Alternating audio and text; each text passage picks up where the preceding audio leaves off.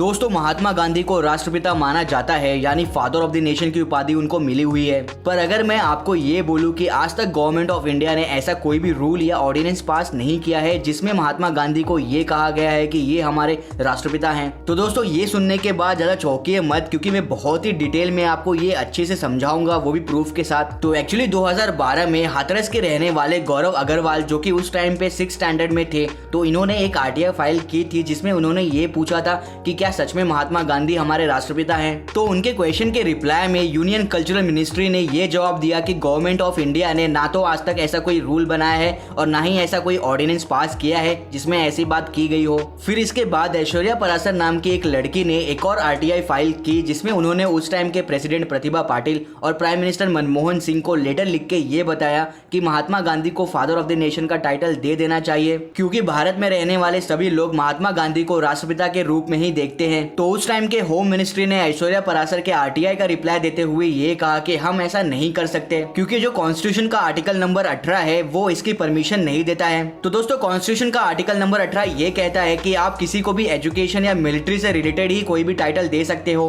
तो दोस्तों इसका मतलब ये है कि गवर्नमेंट ऑफ इंडिया की तरफ से कभी भी कोई भी ऐसा अनाउंसमेंट नहीं किया गया है। तो आखिर लोग उनको फादर ऑफ द नेशन मानते क्यों है? तो दोस्तों जब हमारा देश आजाद हुआ था तो उसमें महात्मा गांधी का भी बहुत बड़ा रोल था। तभी उसी वक्त कहीं से महात्मा गांधी को फादर ऑफ द नेशन की उपाधि देने की बात निकली, और दोस्तों उस वक्त वो बात इतनी पॉपुलर हो गई कि आज देश का बच्चा भी जानता है कि देश का फादर ऑफ द नेशन कौन है। पर दोस्तों एक बात मुझे हमेशा बुरी ये लगती है कि अगर भारत को आजादी दिलाने की कंट्रीब्यूशन से ही महात्मा गांधी को ये टाइटल मिला हुआ है, तो दोस्तों उस बेसिस पे हमारे देश के और भी बहुत सारे महान लोग थे जिन्होंने हमारे आजादी के लिए लड़ाई लड़ी, जैसे सुभाष चंद्र बोस, सरदार वल्लभ भाई पटेल, भगत सिंह, चंद्रशेखर आजाद, रानी लक्ष्मीबाई, सुखदेव और भी बहुत सारे लोग जिन्होंने हमारे देश के आजादी के लिए लड़ाई लड़ी थी। और दोस्तों आप मानो या मत मानो, हमें आजादी शांति के बलबूते पे कभी भी नहीं मिली थी। हमें ऐसा बताया गया है किताबों के जरिए कि हमें सिर्फ गांधी जी ने आजादी दिलाई थी। पर दोस्तों ये भारत का आज तक का सबसे बड़ा झूठ है, क्योंकि दोस्तों मुझे अच्छे से याद है कि जब मैं अपने स्कूल डेज में था तो मुझे हर जगह सिर्फ गांधी जी की ही बातें सुनाई जाती थी कि उन्हीं के बलबूते पे हमें आजादी मिली है। पर दोस्तों जब धीरे धीरे मुझे असली कहानी पता चली तो वो कुछ और ही थी, क्योंकि दोस्तों ये अंग्रेज ही थे जिन्होंने ये कहा था कि हम ऐसे गांधी को तो 200 साल तक और झेल सकते हैं। और दोस्तों अंग्रेजों का भारत छोड़ने का रीजंस बहुत सारा है, जिसमें से ये एक है कि उनको सेकेंड वर्ल्ड वॉर के टाइम पे बहुत ज्यादा लॉस हुआ था।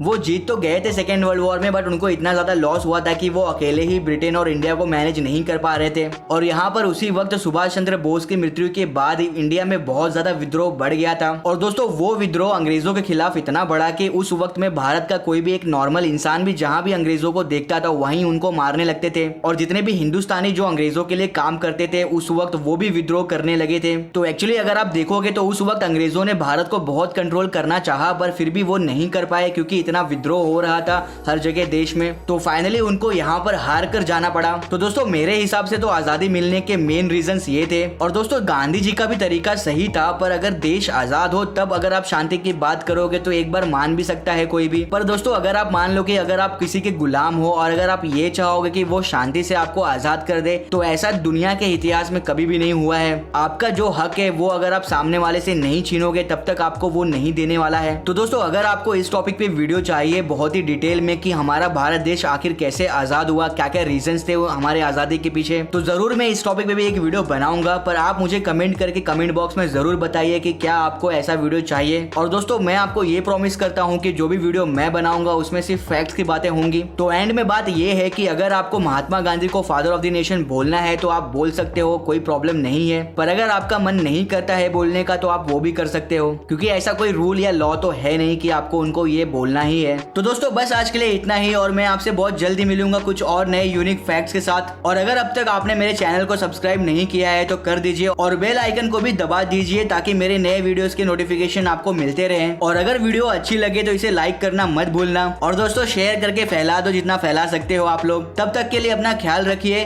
जय हिंद, जय भारत।